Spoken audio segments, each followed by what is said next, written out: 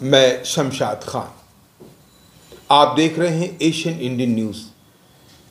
आप हमारे चैनल को सब्सक्राइब करें और हमें सपोर्ट करें।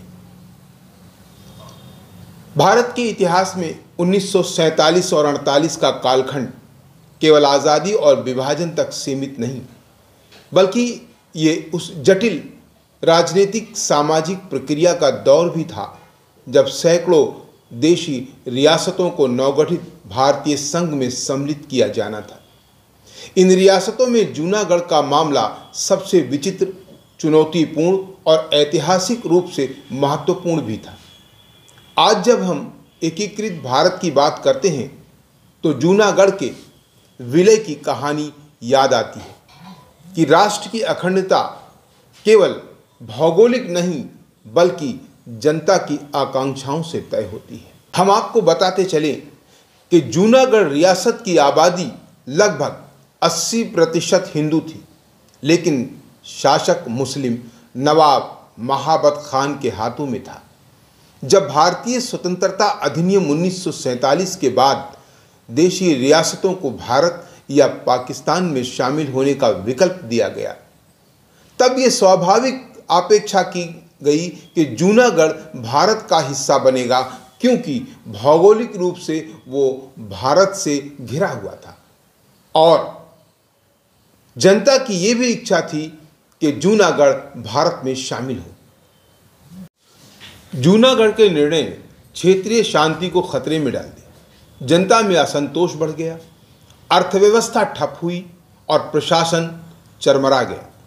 नवाब ने पाकिस्तान भाग जाने और शासन कमजोर पड़ने के बाद भारत सरकार को हस्तक्षेप करना पड़ा। इससे सैन्य आक्रमण नहीं बल्कि कानूनी और मानवीय हस्तक्षेप कहना अधिक उचित है, क्योंकि जनता की मूलभूत सुरक्षा भी खतरे में पड़ गई थी। भारत सरकार ने 1948 में जनमत संग्रह कराया। ये उस समय की सबसे पारदर्शी और लोकतांत्रिक प्रक्रिया थी। परिणाम अत्यंत स्पष्ट था कि लगभग पूरी जनता ने भारत में विलय के पक्ष में अपना मतदान किया।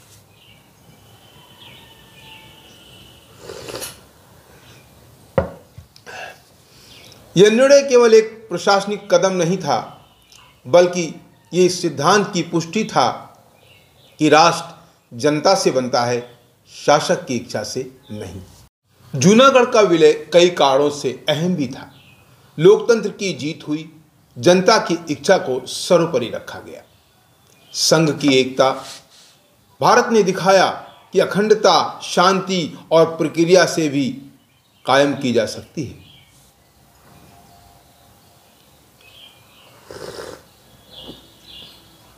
ये मामला कश्मीर जैसे जटिल मुद्दों पर भी तुलना का विषय बना, हालांकि दोनों स्थितियां भिन्न थीं।